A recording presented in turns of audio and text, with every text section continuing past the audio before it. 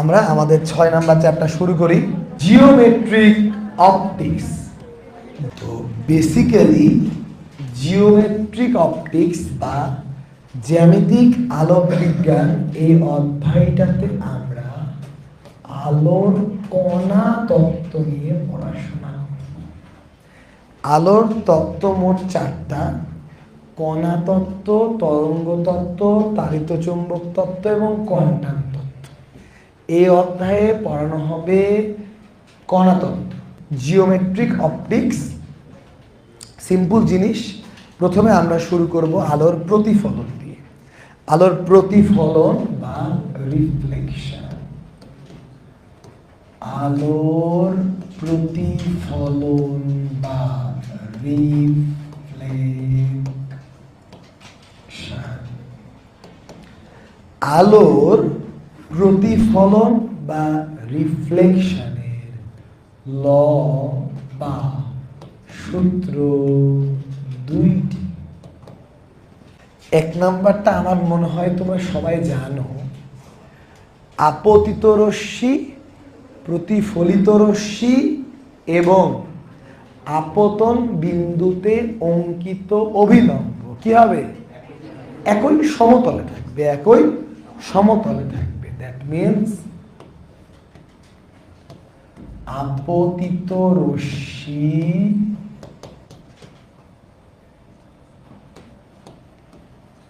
প্রতিফলিত রশ্মি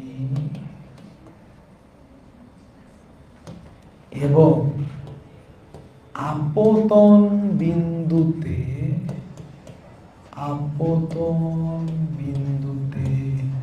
অভিলম্ব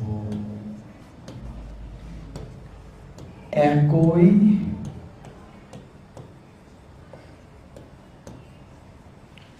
সমতলে থাকবে।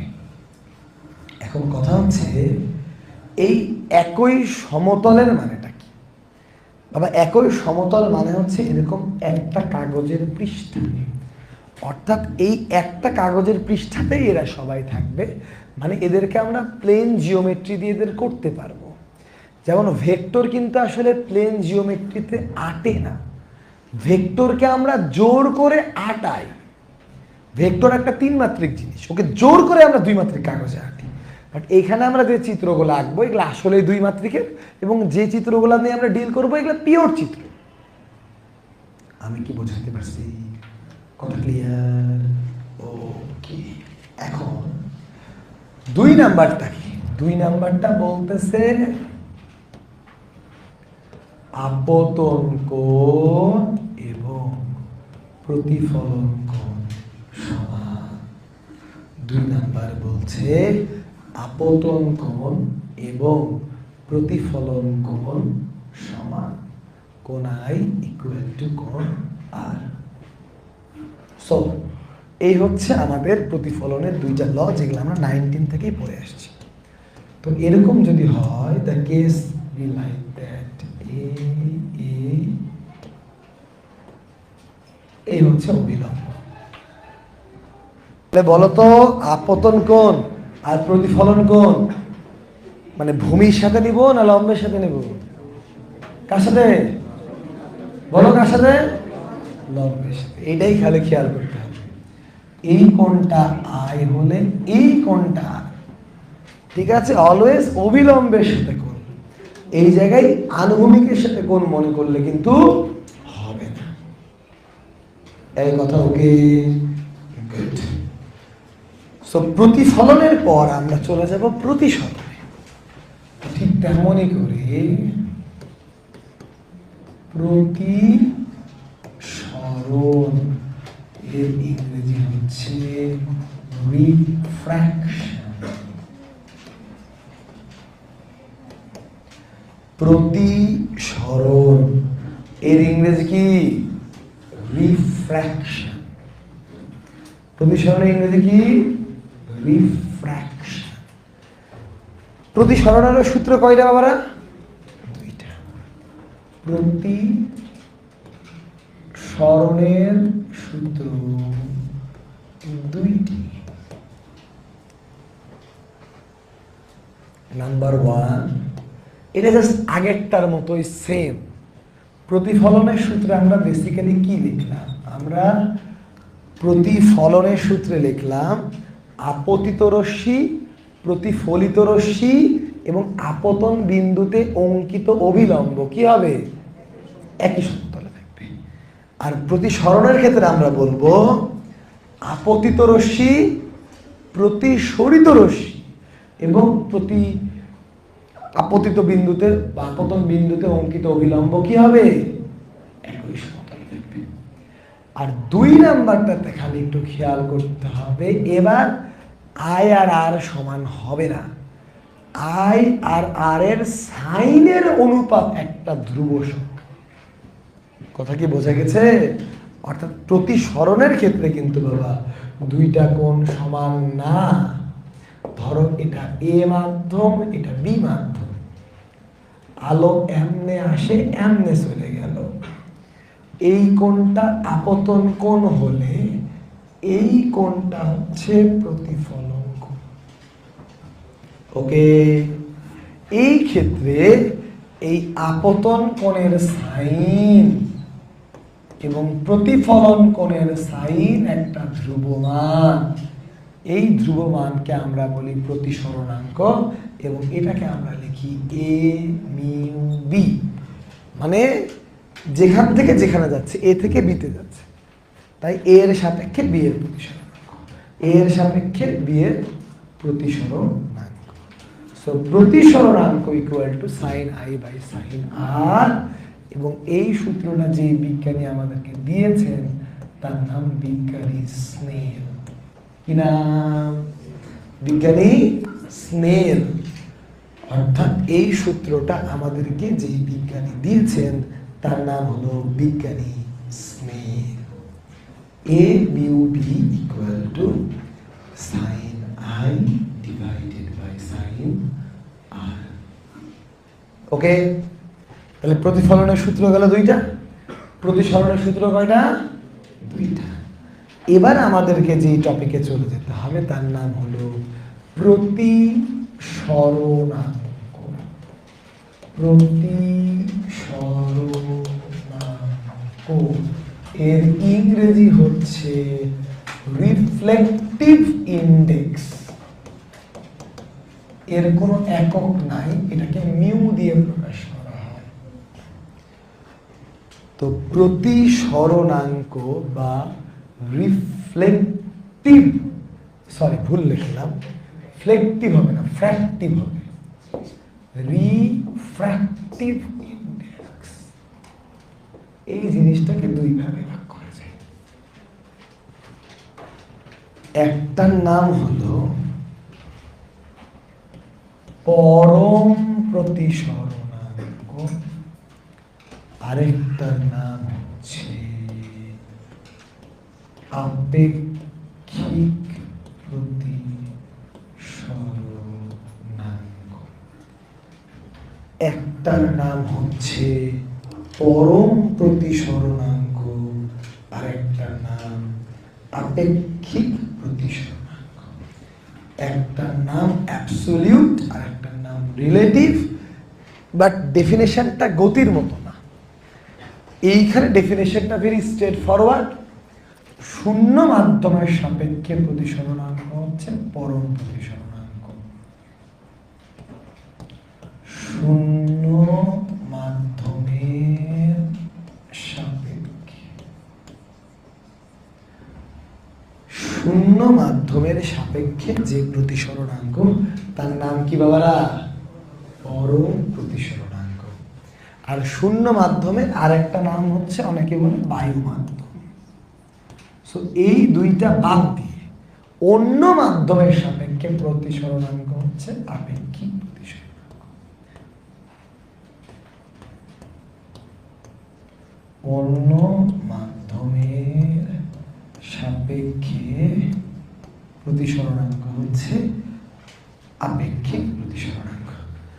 অর্থাৎ বাতাস থেকে যদি কোথাও আলো ঢুকে সেটা হলো পরম প্রতিসরণাঙ্ক, আর বাতাস বাদ দিয়ে ধরো পানি থেকে আলো ঢুকলো, কাঁচ থেকে আলো ঢুকলো, এর নাম হলো আপেক্ষিক প্রতিসরণাঙ্ক। এর নাম কি? আপেক্ষিক প্রতিসরণাঙ্ক। এই পর্যন্ত ওকে? নাও এই প্রতিসরণাঙ্কের যে কনসেপ্ট, এই কনসেপ্ট থেকে একটু এই দুইটা চিত্র আমাদেরকে দেখতে হবে। একই জিনিস এইখানে লিখলাম ঘন, এইখানে লিখলাম হালকা।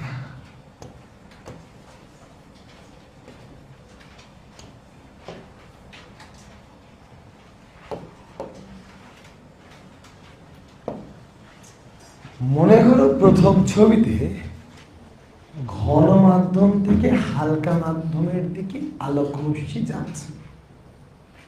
মনে করো বাবারা ঘন মাধ্যম থেকে হালকা মাধ্যমের দিকে আলোক রশ্মি যাচ্ছে। Be like that. তাহলে ঘন মাধ্যম থেকে আসলো, হালকা মাধ্যমের দিকে গেলে ওটা অভিলম্ব থেকে দূরে সরে যাবে। মানে অবভিয়াসলি এই আপতন কোণের থেকে প্রতিসরণ কোণটা বড় হবে যদি ঘন থেকে হালকা মাধ্যমে যায়। ঘন মাধ্যম থেকে আলোক রশ্মি হালকা মাধ্যমের দিকে গেলে অবশ্যই সে অভিলম্ব থেকে দূরে সরে যাবে। বাবারা অবশ্যই কি হবে বলতো? অভিলম্ব থেকে দূরে সরে যাবে। এই পর্যন্ত ওকে? এবার যদি উল্টাটা চিন্তা করি, যে হালকা মাধ্যম থেকে আলোক রশ্মি কোথায় যাচ্ছে? ঘন মাধ্যমে যাচ্ছে। এরকম হলে কিন্তু আবার এটা অবিলম্বের দিকে চলে আসবে। ওকে, অর্থাৎ হালকা থেকে ঘনতে গেলে এটা অবিলম্বের কাছে চলে আসবে, আর ঘন থেকে হালকাতে গেলে এটা অবিলম্ব থেকে দূরে সরে যাবে। হালকা থেকে ঘনতে গেলে এটা অবিলম্বের কাছে চলে আসবে, আর ঘন থেকে হালকাতে গেলে এটা অবিলম্ব থেকে দূরে সরে যাবে। ওকে, ক্লিয়ার? Very good. বাট এই ঘনত্বটা বাবা ওই কেজি পার মিটার কিউবে তোমরা যেই ঘনত্ব মাপো সেই ঘনত্ব, এটা হলো আলোকীয় ঘনত্ব। কি ঘনত্ব? আলোকীয় ঘনত্ব। আলোকীয় ঘনত্ব। এই আলোকীয় ঘনত্বকে বেসিক্যালি আমরা মিউ দিয়ে প্রকাশ করি। ওকে, আলোকীয় ঘনত্বকে আমরা কি দিয়ে প্রকাশ করি রে বাবা? অর্থাৎ যার মিউ বেশি তার আলোকীয় ঘনত্ব বেশি, সে ঘনমাত্র। একটা সিম্পল এক্সাম্পল বলি, পানি আর কেরোসিন তেল। পানির নর্মাল ঘনত্ব 1000 KG per metre cube, kerosene তেলের নর্মাল ঘনত্ব 800 কেজি পার মিটার কিউব। মানে নর্মাল ঘনত্বে পানি বেশি ঘন, কেরোসিন তেল কম ঘন। কথা কি ওকে? বাট আলোর ক্ষেত্রে পানির প্রতিসরণাঙ্ক 4/3, বাট কেরোসিনের প্রতিসরণাঙ্ক এর থেকে বেশি, কারণ কেরোসিন স্বচ্ছ না। সো আলোর ক্ষেত্রে কেরোসিন বেশি ঘন আর পানি কম ঘন। কথা কি বোঝা গেছে? সো আলোর ক্ষেত্রে প্রতিসরণাঙ্ক যত বেশি সে তত ঘন মাধ্যম। তত কি মাধ্যম? ঘন মাধ্যম। কথা কি ওকে? এইবার আমরা প্রতিসরণাঙ্কের এই কেসটা দেখব। যদি দুয়ের অধিক মাধ্যম হয়, ইন দ্যাট কেস আসলে এটা কিভাবে রিঅ্যাক্ট করে। ধরো এটা এয়ার, এটা ওয়াটার, এটা গ্লাস, এটা আবার এয়ার। অর্থাৎ যদি ধরো দুয়ের অধিক মাধ্যমে প্রতিসরণ হয় বা 3 মাধ্যমে প্রতিসরণ হয়, তাইলে আমরা একটু প্রতিসরণাঙ্কগুলো একটু দেখতে চাচ্ছি এখানে। মানে দেখো কোথায় কোথায় প্রতিসরণ হবে। বাতাস থেকে পানিতে প্রতিসরণ হবে, পানি থেকে গ্লাসে প্রতিসরণ হবে, গ্লাস থেকে বাতাসে প্রতিসরণ হবে। তাহলে প্রতিসরণ টোটাল কয়বার হচ্ছে? 3 বার। প্রথম প্রতিসরণাঙ্ককে ধরো আমরা বললাম এ মিউ ডাব্লিউ, মানে বাতাস থেকে পানিতে ঢুকেছে। পরের প্রতিসরণাঙ্কটাকে ধরো আমরা বললাম ডাব্লিউ মিউ জি, অর্থাৎ পানি থেকে গ্লাসে ঢুকেছে। তারপরের প্রতিসরণাঙ্কটাকে আমরা বললাম জি মিউ এ। আমি কি কথা বুঝাইতে পারলাম? এই পর্যন্ত কি ওকে? গুড। সো আমি যদি এ মিউ ডাব্লিউ বলি, এই কি বলি? A mu W. এই বাবারা কি বলবো? A mu W. এর মানে হচ্ছে mu of W by mu of A, মানে নিচেরটাকে উপরেরটা দিয়ে ভাগ। তাইলে ডাব্লিউ মিউ জি কি হবে? Mu of G by mu of W. G mu A কি হবে? Mu of A by mu of G. এখন যদি আমরা এই তিনটা সমীকরণকে গুণ করি,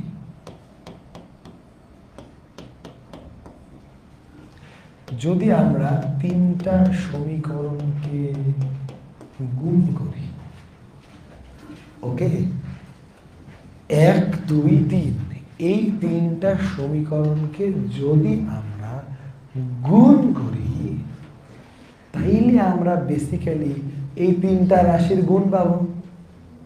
তো গুণ পেলে কি হবে দেখো, এই ডাব্লু ডাব্লু কেটে যাবে, জি জি কেটে যাবে, এও কেটে যাবে, তাহলে 1 পাবো না। তাহলে এই তিনটা গুণ করলে 1 পাবো না। এর মানে কি? এর মানে তুমি যেই মাধ্যম থেকে প্রতিসরণ শুরু করেছিলে, ওই মাধ্যম দিয়ে বের হয়ে গেলে আলোক রশ্মির কোনো বাঁকা বাকি তুমি লক্ষ্য করবা না। আমি একটু ছবি এঁকে বোঝাই, তাহলে তুমি বুঝতে পারবা। ধরো এইখানে এইভাবে আলোক রশ্মি প্রবেশ করলো, তাহলে অবিলম্বের দিকে বেঁকে আসবে। এখন এয়ারের প্রতিসরণাঙ্ক 1, পানির প্রতিসরণাঙ্ক 4/3, কাঁচের প্রতিসরণাঙ্ক 3/2। অর্থাৎ পানি থেকে যখন এটা গ্লাসে প্রবেশ করবে, ওই সময় এটা আরো বাড়বে, মানে আরো কাছ দিয়ে আসবে। বাট এইখান থেকে যখন বাড়াবে, ঠিক প্রথমটা সমান্তরালে বাড়াই যাবে। অর্থাৎ যেই রশ্মিটা প্রবেশ করতেছে, এটা যদি 1 নাম্বার রশ্মি হয়, আর যেটা বের হচ্ছে এটা যদি 2 নাম্বার রশ্মি হয়, প্রবেশও হচ্ছে বাতাস থেকে, বেরও হচ্ছে বাতাস। সুতরাং এই দুইটা রাশি সমান্তরাল হতে বাধ্য। এর জন্যই এই তিনটার গুণফল 1 এসেছে। এর জন্যই এই তিনটার গুণফল 1 এসেছে। কথা কি ওকে? এবং আরেকটা জিনিস এখান থেকে তোমার শিক্ষণীয় বিষয় হলো, তুমি জাস্ট এই লাইনের দিকে তাকাও। যে কোনো ক্ষেত্রে মিউ যখন তুমি বের করবা, নিচেরটাকে উপরেরটা দিয়ে ভাগ। এ মিউ বি, এর মানে হলো mu B by mu A. অর্থাৎ এই যে 2 পৃষ্ঠা আগে আমরা যা শিখছিলাম, এইখানে আমরা এই লাইনটাকে বলতেই পারি mu of B by mu of A. Okay, mu of B by mu of A. ঠিক আছে কি? ওকে। সো এই পর্যন্ত আমরা যতটুকুটা পড়লাম, এগুলা বাহিরের পড়াশোনা। এখন আমরা যেটা পড়ব, এটা হলো টাইপ ভিত্তিক পড়াশোনা। অধ্যায়ের টাইপ নাম্বার 1, নাম হচ্ছে আলোকীয় পথ।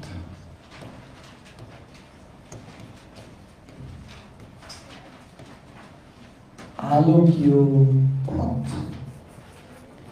ওকে,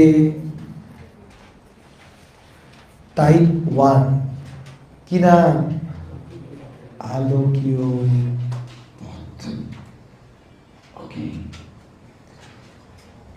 আলোকীয় পথ জিনিসটা আসলে কেমন?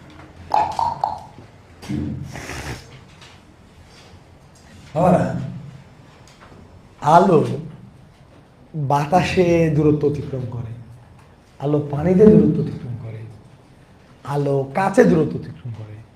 তো প্রত্যেকটা মাধ্যমে আলোর দূরত্ব অতিক্রম করতে কিন্তু একই রকম কষ্ট হয় না, কষ্ট কিন্তু ডিফারেন্ট। ফিজিক্সে অনেকগুলো অধ্যায়, প্রত্যেকটা অধ্যায় পড়তে কিন্তু একই রকম কষ্ট হয় না। ফিজিক্স, কেমিস্ট্রি, ম্যাথ, বায়োলজি সবগুলো জিনিস পড়তেও একই রকম কষ্ট হয় না। আমরা যখন কোশ্চেন করি সব স্যার একই রকম প্রশ্ন করেন না, সব স্যার একই রকম প্রশ্নের নাম্বারও দেন না, অর্থাৎ প্রত্যেকটা জিনিসই ডিফারেন্ট। ঠিক তেমনই করে আলো যে বিভিন্ন মাধ্যমে দূরত্ব অতিক্রম করে, এই দূরত্ব অতিক্রম করার জন্য আলোর যে কষ্টটা, এটাও প্রত্যেকটা মাধ্যমে একই হয় না। তোরা পানিতে আলো 2 মিটার দূরত্ব অতিক্রম করলো, বাতাসে 3 মিটার দূরত্ব অতিক্রম করলো, আলকাতরার মধ্যে 1/2 মিটার দূরত্ব অতিক্রম করলো। এমনও হতে পারে আলকাতরায় 1/2 মিটার দূরত্ব অতিক্রম করাটাই বেশি কষ্টকর। কথা কি বোঝা গেছে? কথা কি ক্লিয়ার? কথা ওকে? অর্থাৎ আলো কোন মাধ্যমে কত দূরত্ব অতিক্রম করছে, দুইটাই ইম্পর্টেন্ট। দূরত্ব ইম্পর্টেন্ট, মাধ্যমটা ইম্পর্টেন্ট। তখন বিজ্ঞানীরা দেখলো তুলনা করার জন্য তা বেস্ট ওয়ে হচ্ছে সকল মাধ্যমের অতিক্রান্ত দূরত্বকে কোনো একটা নির্দিষ্ট মাধ্যমে এসে কম্পেয়ার করা। তো এই নির্দিষ্ট মাধ্যমে এনে কম্পেয়ার করার সিস্টেমটার নামই হচ্ছে আলোকীয় পথ। অর্থাৎ আলোকীয় পথ মাধ্যম ডিপেন্ডেন্ট না। 2 মিটার পানিতে অতিক্রম করলো মাধ্যম ডিপেন্ডেন্ট, 2 মিটার বাতাসে অতিক্রম করলো মাধ্যম ডিপেন্ডেন্ট। বাট যদি বলি 2 মিটার আলোকীয় পথ, অর্থাৎ আলোর কষ্ট 2 মিটার আলোকীয় পথে অবশ্যই 3 মিটার আলোকীয় পথের থেকে কম। সো আলোকীয় পথটাকে এরকম করে ডিফাইন করা হয়েছে, ভেরি সিম্পল। এই কষ্টটা নাকি মিউ দিয়ে প্রকাশ পায়, আর পথ তো পথ। তো যদি বায়ুর প্রতিসরণাঙ্ক বা শূন্য মাধ্যমের প্রতিসরণাঙ্ক ধরা হয় 1, তো আমি যদি মিউ দিয়ে দূরত্বটাকে গুণ করে দিই, তাহলে আমি ওই দূরত্বটাকে বায়ুর সাপেক্ষে দূরত্ব মনে করতে পারি। এটাই হচ্ছে আলোকীয় পথ। এটাই কি? সো এই আলোকীয় পথ, এটাকে আমরা এল দিয়ে প্রকাশ করব।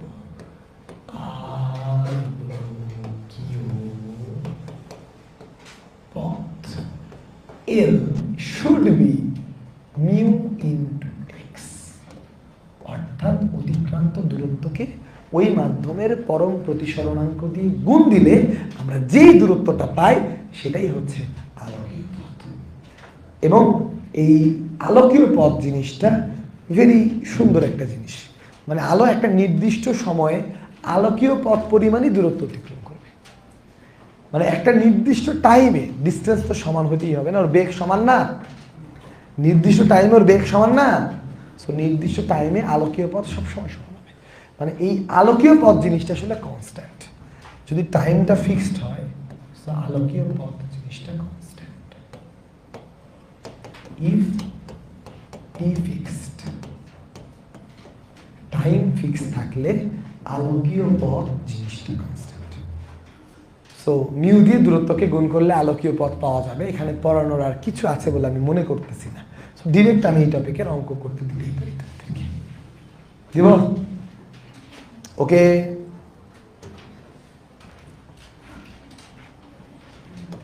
আলো কাছে 2×10⁶ মিটার দূরত্ব অতিক্রম করে।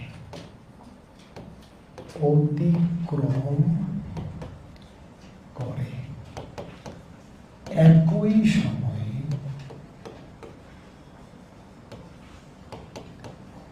পানিতে কত দূরত্ব অতিক্রম করবে?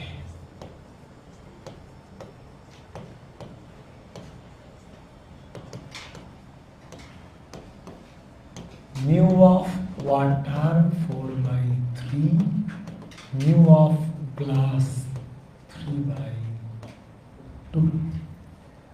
বাবা অঙ্ক কি করে করব? অঙ্ক করব, দেখো তো বাবা একই সময় বলছে না, তার মানে আলোকীয় পথ সমান। আলোকীয় পথ সমান মানে μ1 x1 = μ2 x2। সো বের করতে হবে কি? x2 দ্যাট মিনস μ1 মানে কাছের মিউ কত 3/2 3/2 ইন্টু 2 10⁶ ডিভাইডেড বাই μ2 হচ্ছে 4/3। এবার বলো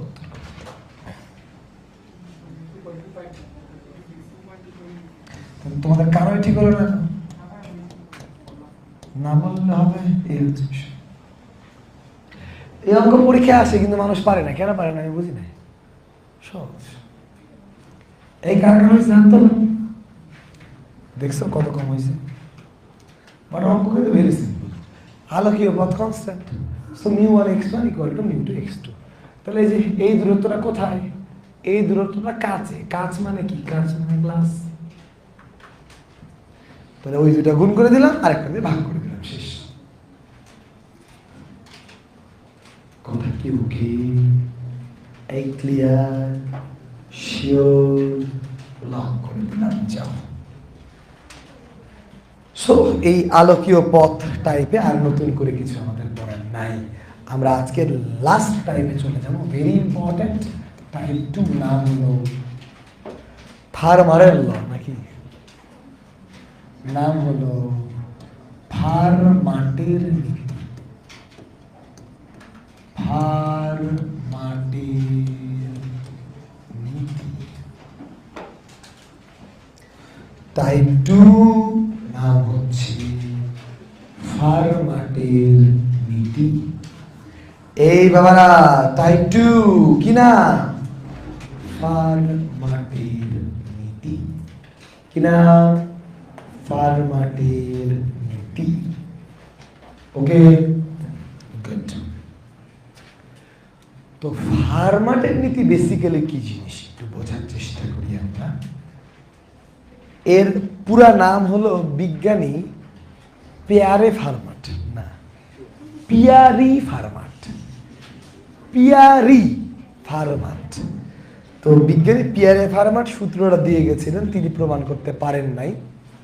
তার মৃত্যুর প্রায় 150 বছর পর এটা প্রমাণ হয়, যখন নিউটন ডিফারেন্সিয়েশন ইন্টিগ্রেশন আবিষ্কার করে ফেলে। অর্থাৎ এর সূত্রটা প্রমাণ করতে মোটামুটি লঘুমান গুরুমানের কনসেপ্ট লাগে, অর্থাৎ ম্যাক্সিমা মিনিমা, সর্বোচ্চ সর্বনিম্ন। তো এটা একটা খুব ইম্পর্টেন্ট ফ্যাক্ট। এখন এর ইম্পর্টেন্ট ফ্যাক্টটা একটু যদি আমি বোঝানোর চেষ্টা করি, বিজ্ঞানী ফার্মার দেখলেন যে একটা রশ্মি প্রতিফলন বা প্রতিসরণের পর একটু বেঁকে যায়, তো তাই না?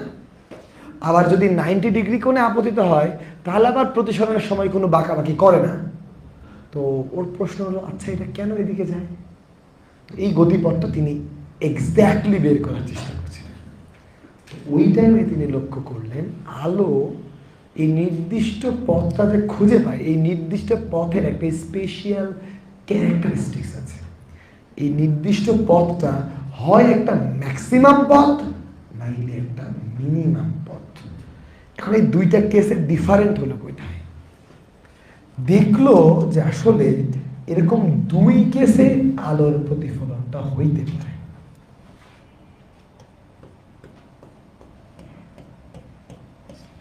এই কেসে আলোর প্রতিফলন হইতে পারে, আবার এরকম খসখসা খসখসা খসখসা খসখসে এইখানে আলোর প্রতিফলন হতে পারে। এইখানে আলোর যে প্রতিফলন, এর নাম নিয়মিত প্রতিফলন বা মসৃণ তলে প্রতিফলন। আর এটা অনিয়মিত প্রতিফলন বা কে রে বাবা হাসে, কে রে, কি হইল হাসি? কিছু হয়নি? আমার তো মনে হলো এমন কিছু হয়ে গেল, খুব ব্যক্ত বা বিক্ষিপ্ত।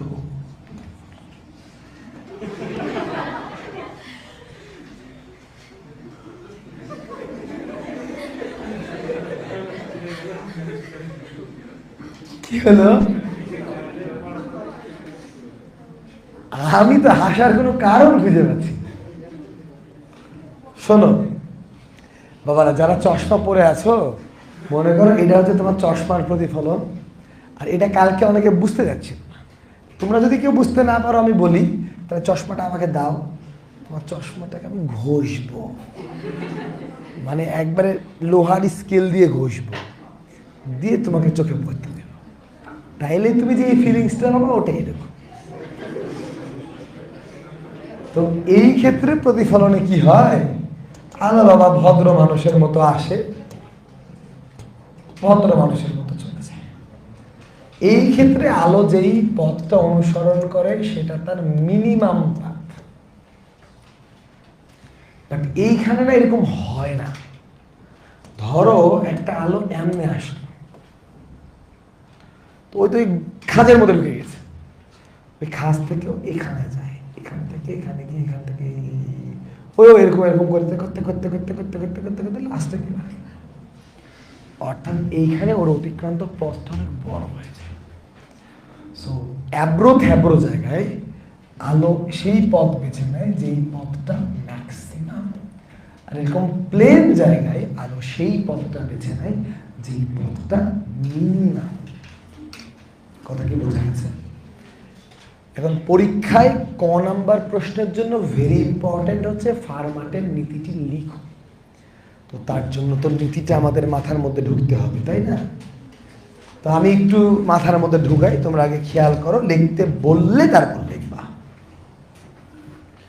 নীতিটা বি লাইক এরকম যে প্রতিফলন বা প্রতিসরণের সময়, এই কোন সময়? প্রতিফলন বা প্রতিসরণের সময়, এই কোন সময়? প্রতিফলন বা প্রতিসরণের সময়। আলোর নিকট যদি একাধিক আলোক পথ থাকে, মানে অনেকগুলো আলোক পথ আছে, আলোক পথ মানে কি, ওদের তো মানে ক্ষমতা একই রকম, কিন্তু একটা বড় একটা ছোট, হ্যাঁ কি না? আলো সর্বদা সেই আলোক পথটাই বেছে নেবে যেটা সর্বনিম্ন না হলে সর্বোচ্চ, অথবা আলো যেই পথে ছিল ওই পথে নিয়ে যাবে। তো বিষয় হচ্ছে আমরা ফার্মাটের নীতি আসলে কেন শিখছি? প্রতিফলন বা প্রতিসরণ এর দুইটা চারটা সূত্র দেখলাম না? ফার্মাটের নীতির সাহায্যে চারটা সূত্র প্রমাণ করা যায়। এখন বিষয় হচ্ছে প্রমাণ কেমন করা যায়। এই সর্বোচ্চ সর্বনিম্নর কথা বলেছে না? তো সর্বনিম্ন সর্বোচ্চর ক্ষেত্রে দূরত্ব সর্বনিম্ন সর্বোচ্চ হলে সময়ও লাগবে সর্বনিম্ন বা সর্বোচ্চ, তাই টাইমের ফার্স্ট ডেরিভেটিভ হইতে হবে শূন্য। কারণ তোমরা খুব ভালো করে জানো লঘুমান বা গুরুমান এগুলাকে বলা হয় চরম বিন্দু, আর চরম বিন্দুর শর্ত হচ্ছে ফার্স্ট ডেরিভেটিভ শূন্য। এটা ইউজ করেই আসলে ফার্মাট প্রমাণটা করে, বাট এই প্রমাণটা করায় 4টা দিন সময় নষ্ট করা ওয়েস্ট অফ টাইম। সো প্রমাণ না করে আমরা তোমাদেরকে প্রমাণের কনটেক্সটটা বলবো। কনটেক্সটটা বি লাইক এরকম, ধরো আলো এইখান থেকে আসলে এমনি চলে গেল, এই দূরত্বটা ইউ, এই দূরত্বটা ভি, দুই দিকে দুইটা সমান দূরত্ব নিলা, এক্স এক্স, এইখান থেকে লম্ব টানলা, এইখান থেকেও লম্ব টানলা, এই লম্বটা H1, এই লম্বটা H2। তাহলে ভালো করে একটা জিনিস খেয়াল করো বাবা, আলোর এইখান থেকে এইখান যাওয়ার মোট দূরত্ব হচ্ছে ইউ প্লাস ভি। মোট দূরত্বকে আলোর বেগ দিয়ে ভাগ দিলে সময় পাওয়া যায়, তাহলে এইটা হচ্ছে টি।